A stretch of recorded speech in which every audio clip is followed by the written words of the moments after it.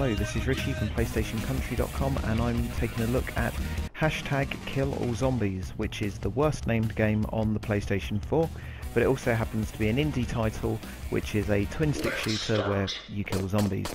No surprises there. So it's pretty standard stuff really. You run around in a big arena using the left stick to move, the right stick to kill things, and the more zombies you kill, the more experience you get, and when you get certain levels of experience you get to pick new perks which give you temporary abilities. Now if that sounds a little bit familiar, it's because that's exactly what you do in Crimson Lands, which we've reviewed before, which was a fairly enjoyable twin-stick shooter as well, but it was stupidly ugly, it wasn't very interactive, there wasn't much going on with backdrops, whereas in this game it's a lot more interactive. The environment changes, you've got these vehicles that drop down that you can destroy and use as kind of bombs I suppose, and they drop more power-ups, and it's just a bit more interesting. The hexagonal layout keeps moving and adapting and changing. There you see it kind of creates an obstacle, and I really like that. It also looks a hell of a lot better than Crimson Land. And where Crimson Land had quite a lot of gore, this has a ton of gore and is a lot more fun for it.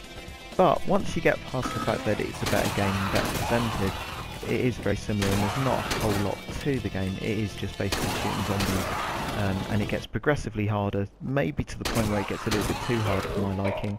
And if you're a fan of trophies, well, you're not going to be a fan of this game, because at the moment they're so difficult that basically no one's unlocked half of them, including me, and I've been playing the arse off of this game. Even though it is balls difficult, there's something about this game that makes me keep coming back to it. Maybe it's the fact that the better you do, the more weapons you unlock to start with. There I've got 4, but later on you can have 7 or 8, and that's really good. That kind of adds to the addictiveness of it, and also means that you keep progressing.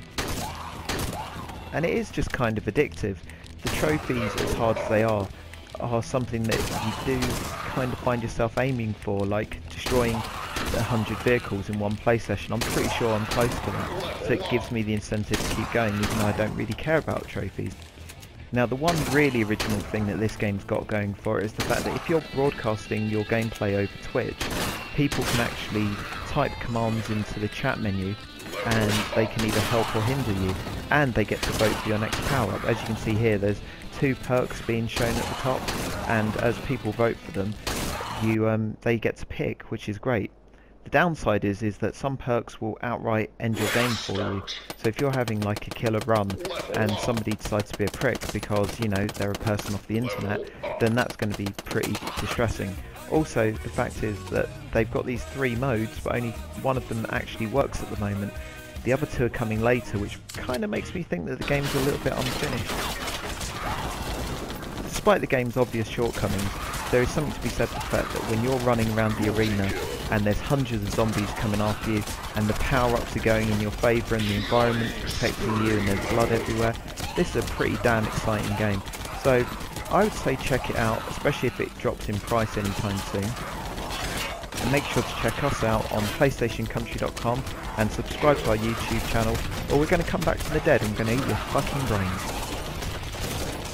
Sorry.